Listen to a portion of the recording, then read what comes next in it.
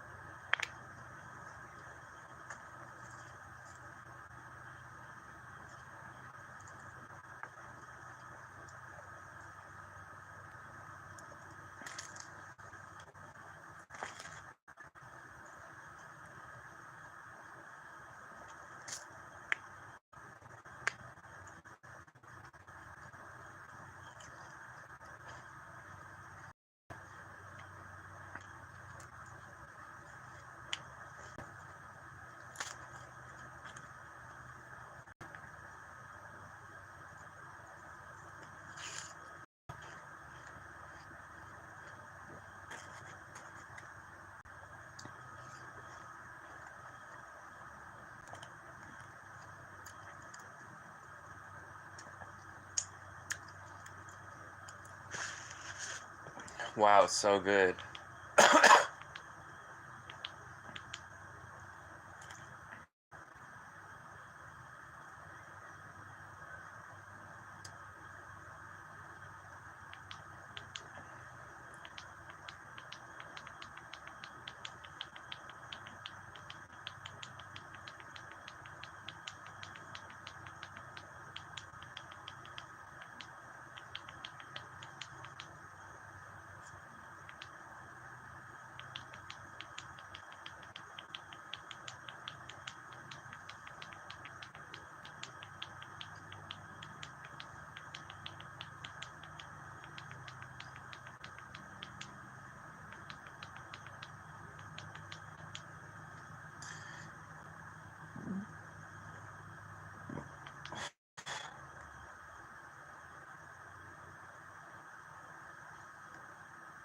The Kabbalion podcast episode. I found an audio book, The Kabbalion Initiates.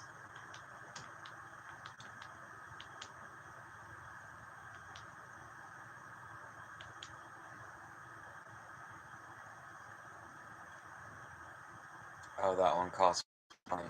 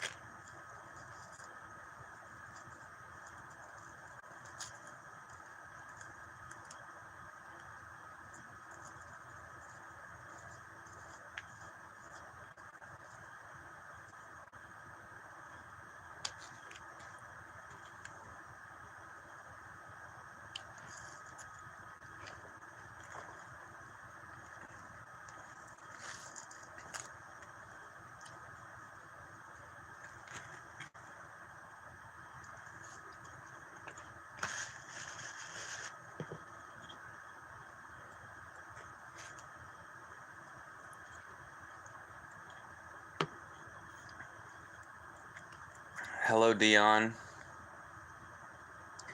Dion M.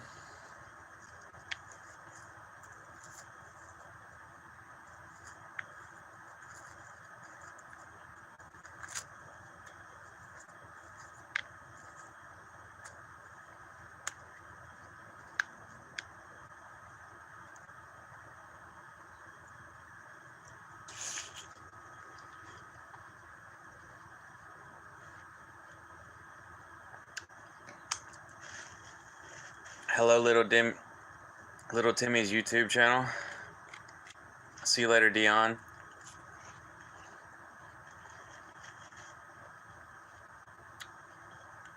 Dionum.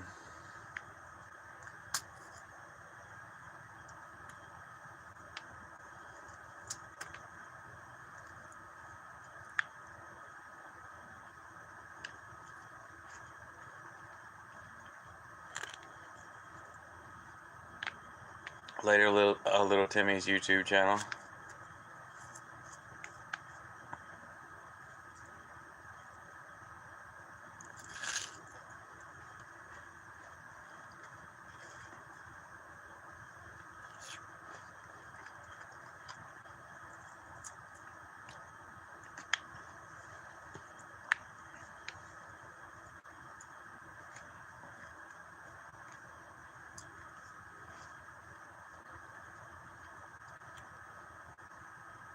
I found some Kabbalion podcasts and audiobooks on Spotify, but the audiobooks, you gotta pay for it. They want you to pay.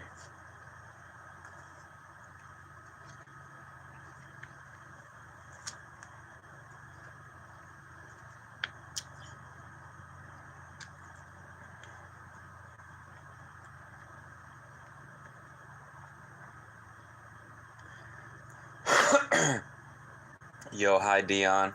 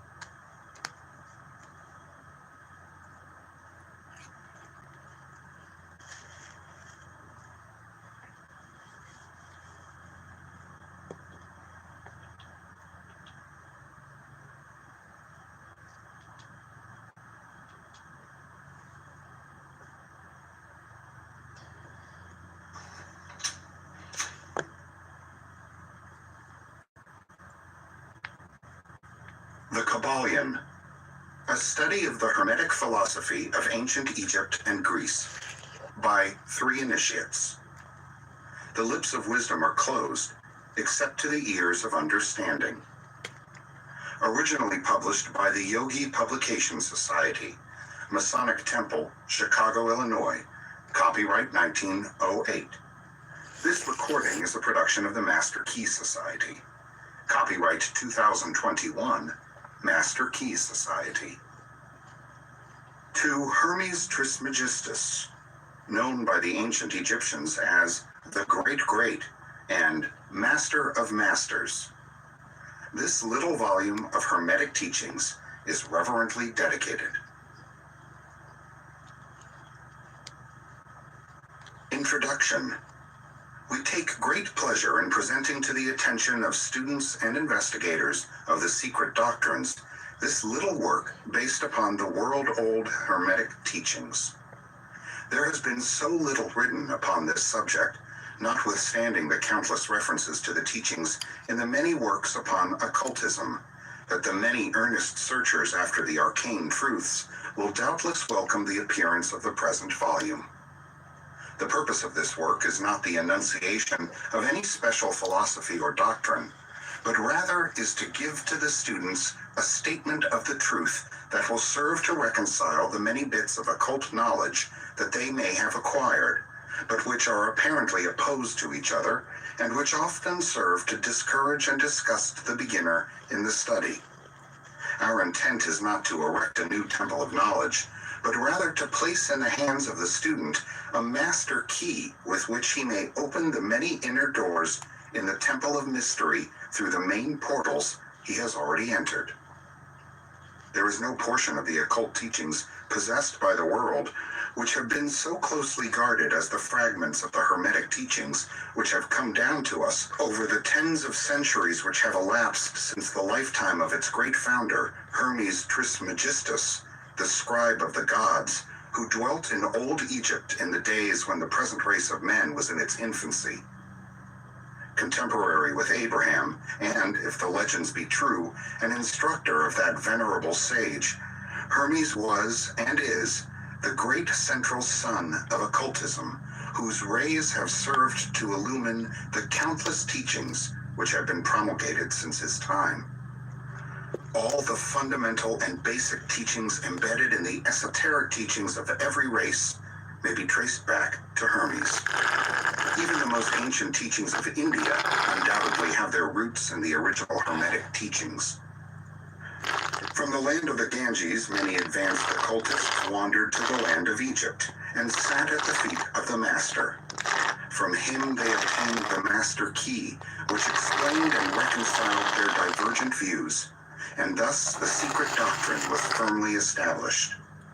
From other lands also came the learned ones, all of whom regarded Hermes as the master of masters, and his influence was so great that in spite of the many wanderings from the path on the part of the centuries of teachers in these different lands, there may still be found a certain basic resemblance and correspondence which underlies the many and often quite divergent theories entertained and taught by the occultists of these different lands today. The student of comparative religions will be able to perceive the influence of the Hermetic teachings in every religion worthy of the name, now known to man, whether it be a dead religion or one in full vigor in our own times. There is always a certain correspondence in spite of the contradictory features, and the Hermetic teachings act as the great reconciler. The life work of Hermes seems to have been in the direction of planting the great seed truth, which has grown and blossomed in so many strange forms, rather than to establish a school of philosophy which would dominate the world's thought.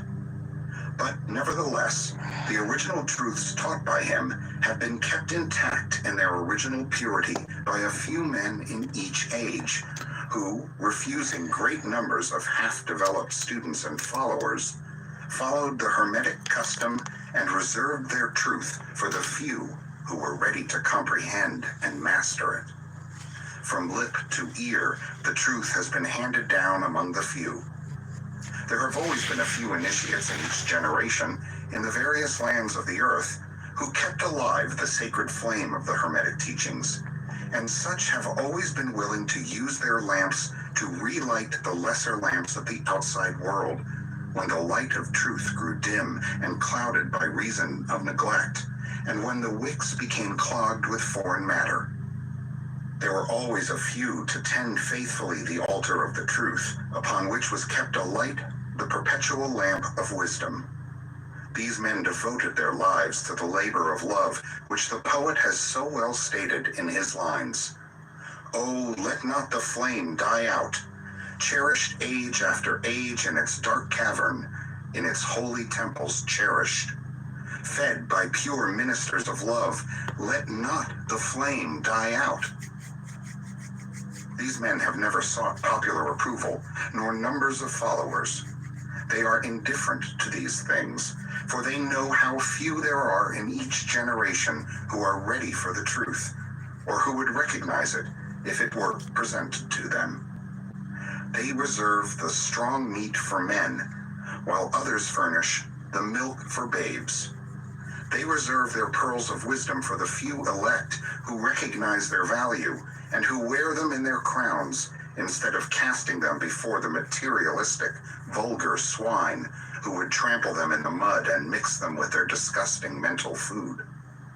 But still, these men have never forgotten or overlooked the original teachings of Hermes regarding the passing on of the words of truth to those ready to receive it, which teaching is stated in the Kybalion as follows. What up, Ayogo?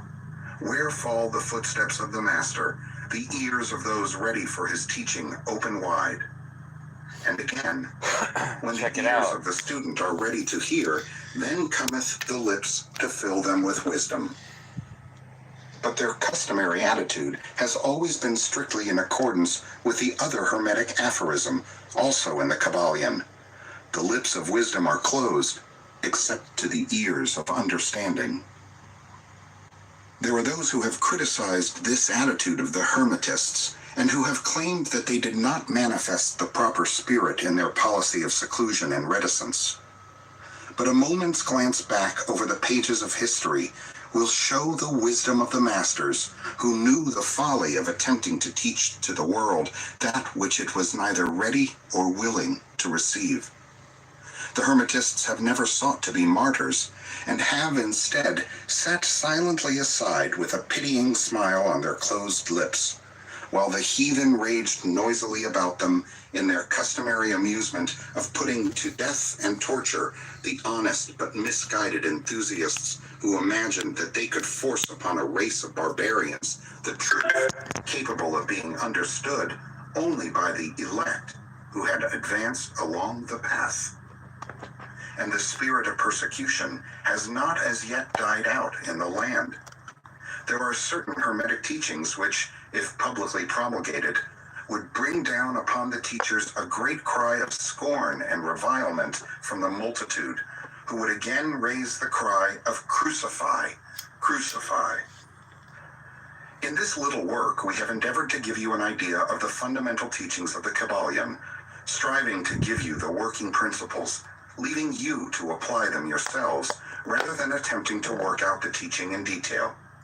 If you are a true student, you will be able to work out and apply these principles. If not, then you must develop yourself into one.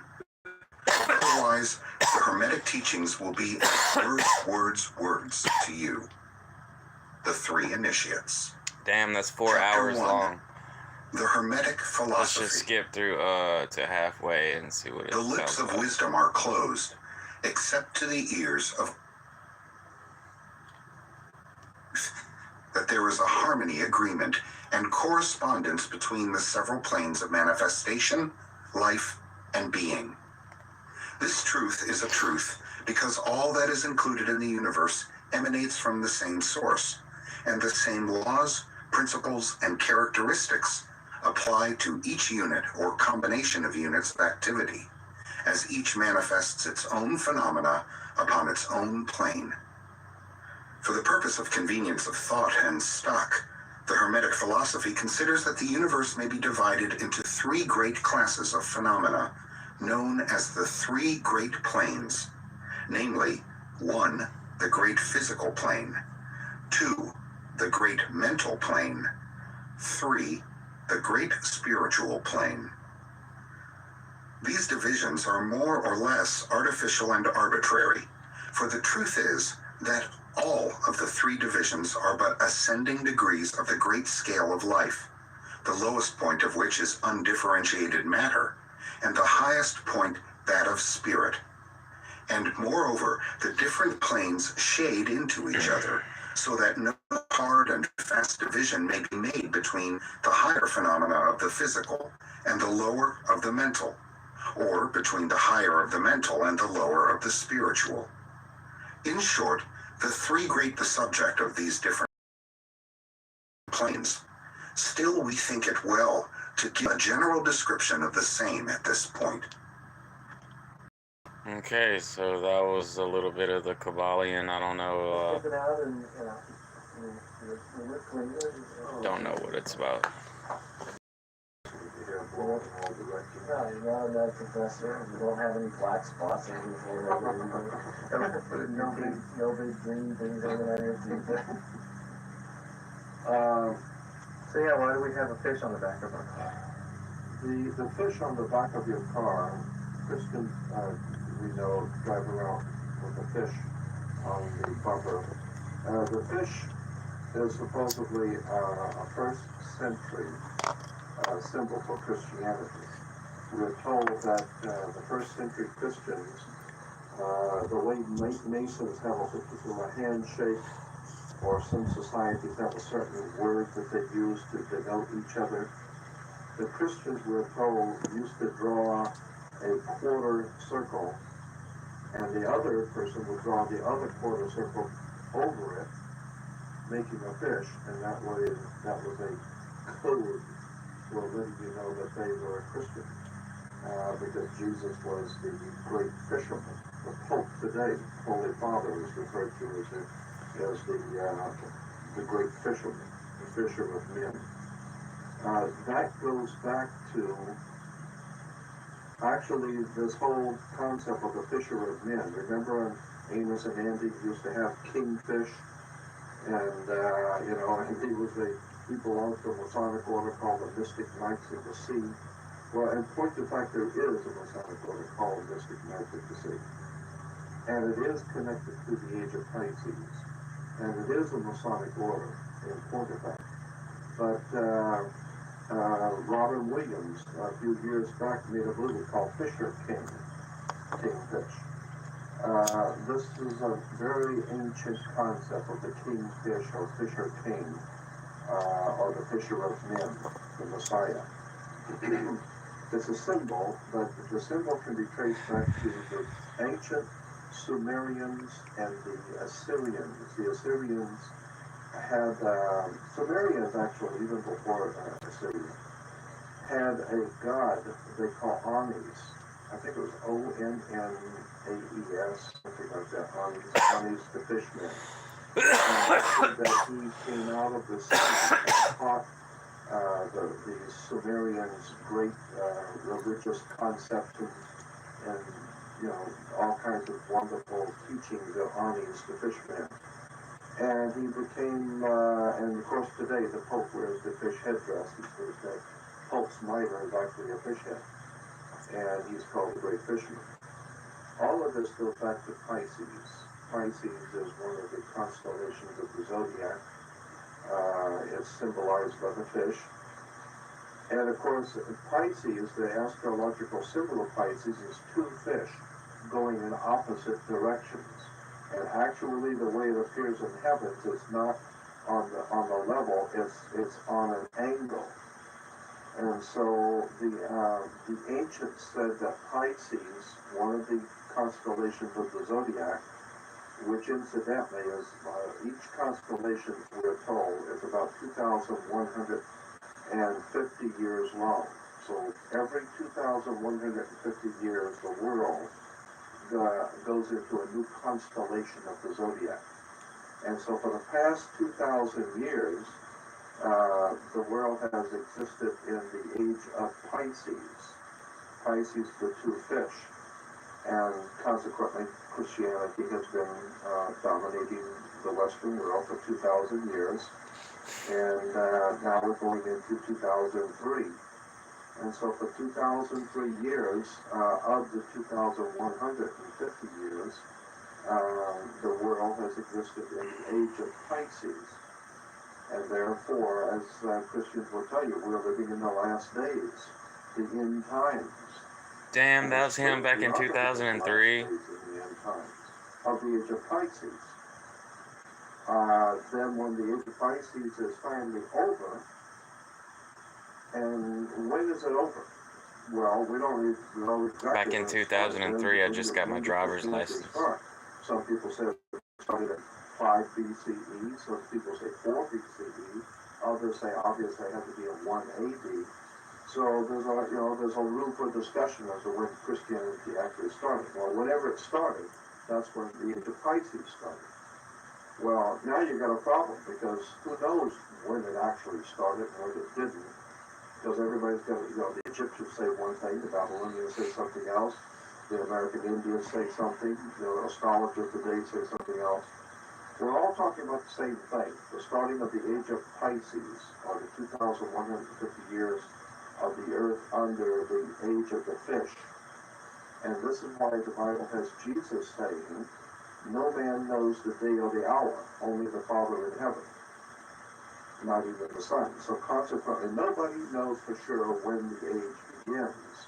Well, we know it's pretty close to 2,150 years. And we think it began somewhere around the first century. Well, whatever. Maybe it started before the first century. Therefore, it would be 2020 right now if it started before the year 1 AD. But even if the age started at AD 1 and went for 2,000 years, 2,000 years has already passed. So we're at 2000, close to 2003. Which means we're 2003 years into a 2,150-year cycle. So we are getting close to the end now. The age of Aquarius is coming up next. But if you go back into your dictionaries, look up Arnes, go back to encyclopedias, look up Arnes the Fishman, and you will see that the Pope's headdress is called the Pope's mitre. The Pope's mitre is actually a fish head. It's the head of the fish. And what I think is absolutely delightful is that there are beautiful paintings in the museums of Europe of, I can't remember the artist who painted them, but they show the priest of Arnes in the Assyrian and Babylonian period. The Assyrian Babylonian, and these priests of Arnes are wearing fish heads identical to the Pope. Identical. And this is back in the old Babylonian, Phoenician, Canaanite system. So what we're talking about is 12 signs of the zodiac. This is why Jesus is said to have been born of a virgin, because Virgo is one of the constellations of the zodiac, Virgo the Virgin. He is the lion of the tribe of Judah, we're told, the Lion King of Disney. The Lion King is Leo. The constellation of Leo begins summer. So summer begins with Leo, the Lion King. And of course, Judas goes out and kisses Jesus to betray him. A lot of Christians think Judas went out and kissed Jesus to identify him. No. The Bible does not say Judas kissed Jesus in public to identify him. It says he went out and kissed Jesus in public to betray him, not identify. If Jesus actually existed and was raising the dead and healing the sick and doing all the things that the scripture said he was doing, then everybody all the way to Rome would have known who Jesus is. And in a little small Mickey Mouse little town 2,000 years ago on the desert of the Middle East, it wasn't Chicago on the south side, it's just a little Mickey Mouse little village. And a man who raises the dead and frightens kings lives in that little village. Nobody knows who he is? No, everybody knows who he is. Even the scripture said they knew where to go, and he was in the garden praying. They know where he is. So why would Judas go out and kiss Jesus to identify him? No, it doesn't say that. It says he kissed him to betray him. This is why the mafia, when they've had enough of you, they've had enough of you, they give you a kiss of death. It's a symbol. Go lay down somewhere and act like you're dead. It's the kiss of death. Why? What is this story about Judas kissing Jesus? It goes back to the Scorpio. Scorpio is one of the symbols of the zodiac, which brings fall. So therefore, Jesus, or the sun, God's Son, the light of the world, and Jesus is merely a metaphor for the sun. So the sun is the light of the world. He's the Lion King. He's the king in summer. He begins summer. There's nothing hotter than the sun in summer. However, when he's beginning to fall, and like you fall in love, so he's falling down, and then he gets the kiss of death, because the ancients said that when you got stung by a scorpion, the cut that leaves on the skin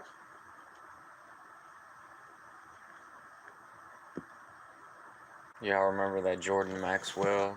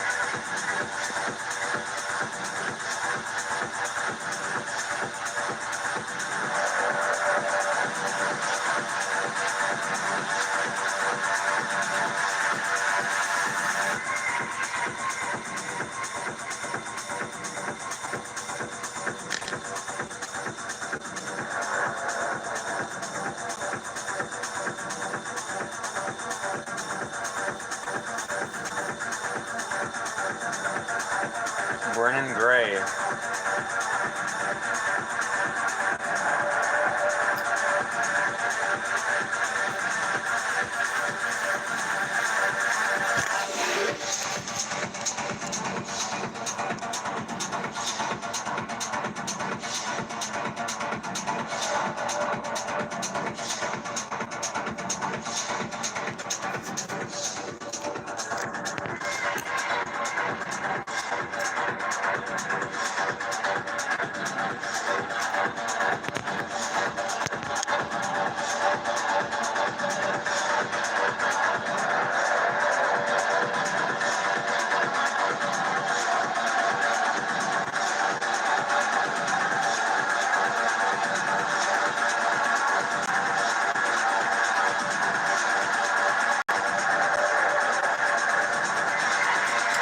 Just gotta keep doodling.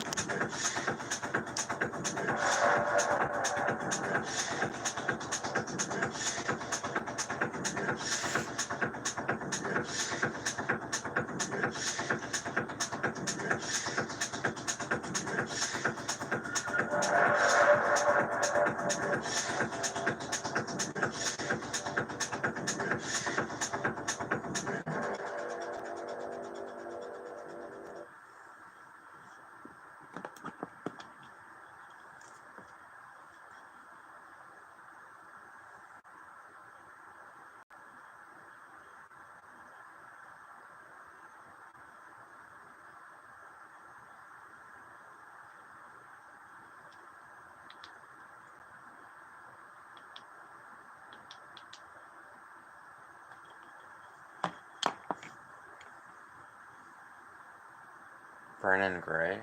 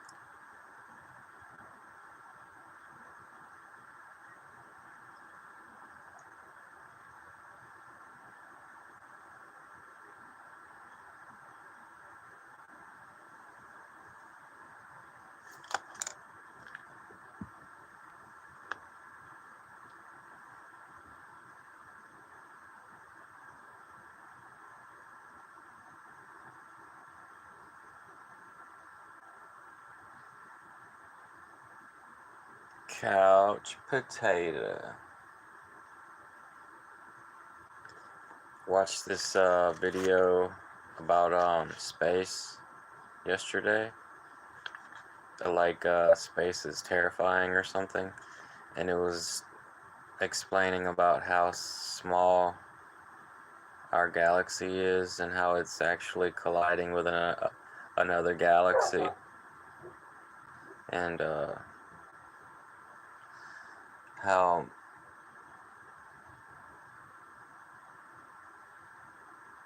the universe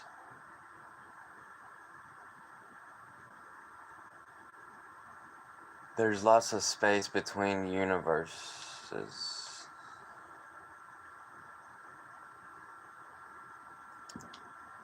and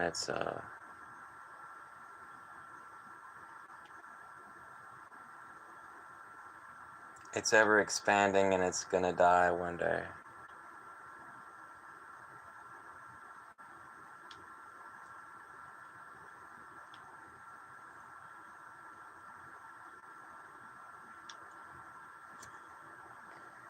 But it's like trillions of years, and I was getting dizzy.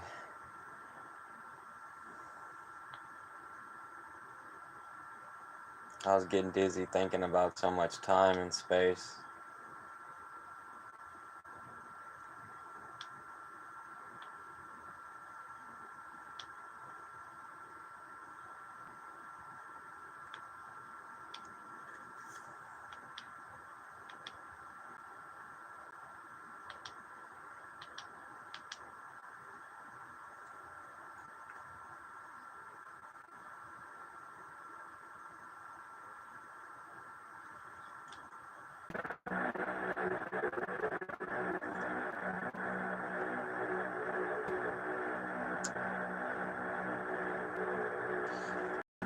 Skipped a song again.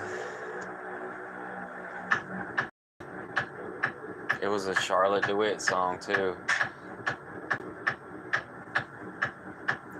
Pressure.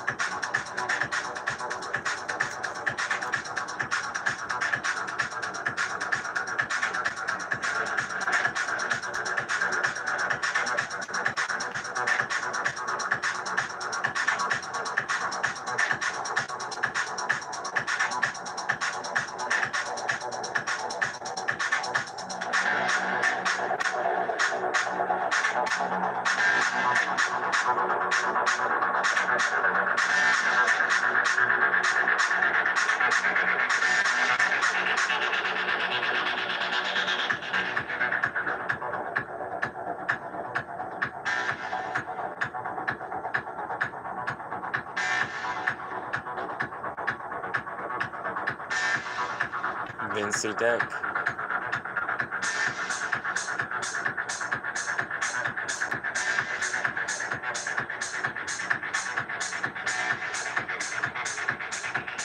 Resurrection.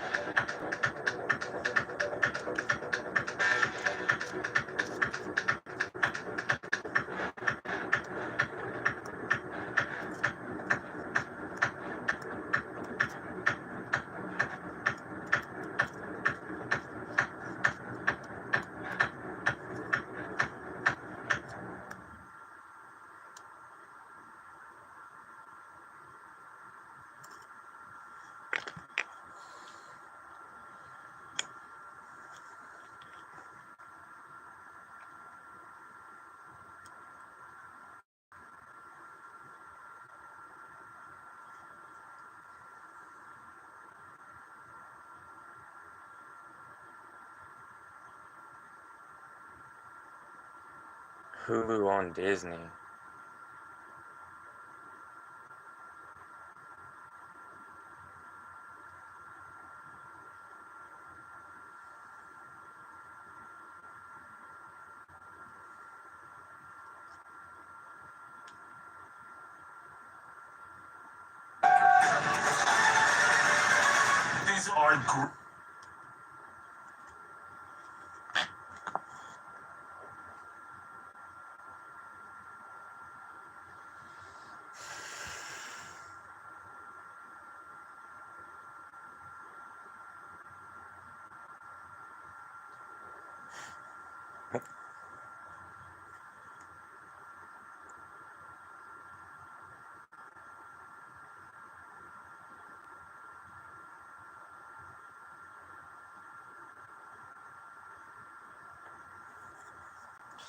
Fucking boring.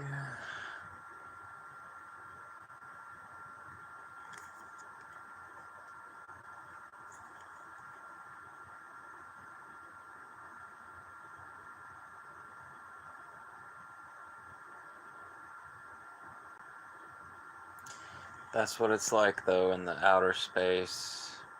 Really boring.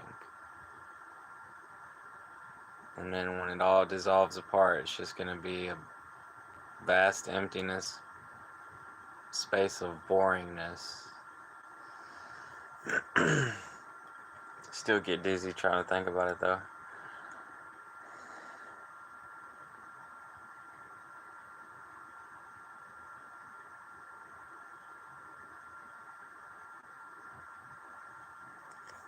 Don't even want to think about it.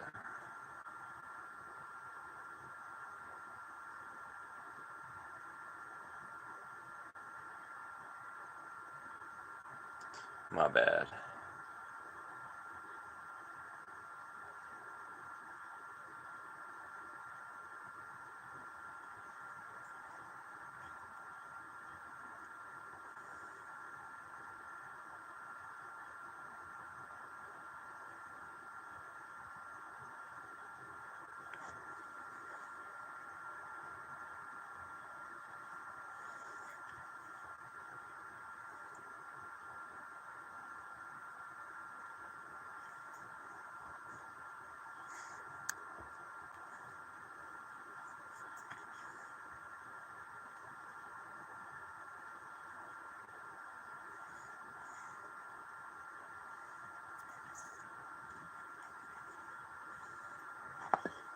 Has a gambling problem and wants help? Call 1-877-770-STOP.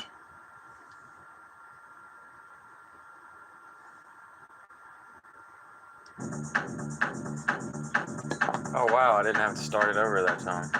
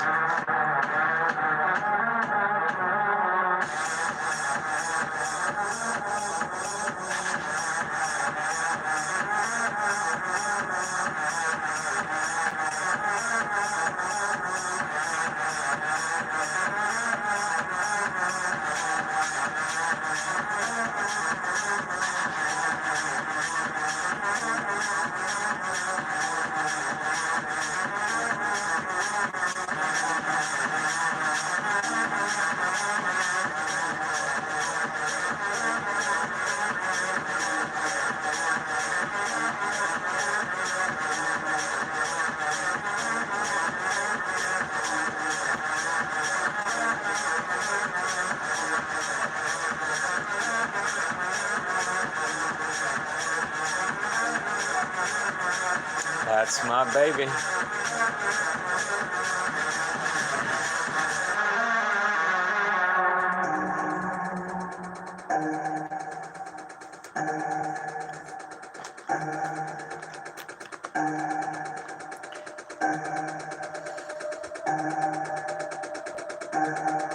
Should have bought that piece of equipment for $6,000.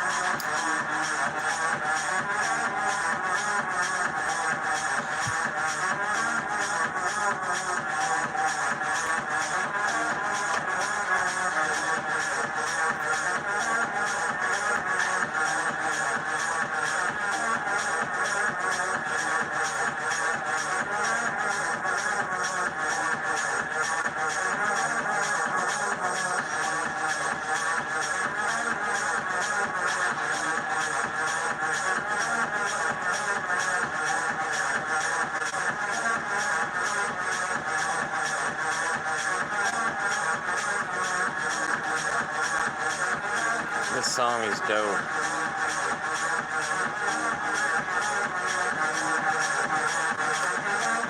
I Sing the Body Electric by Pleasure Craft.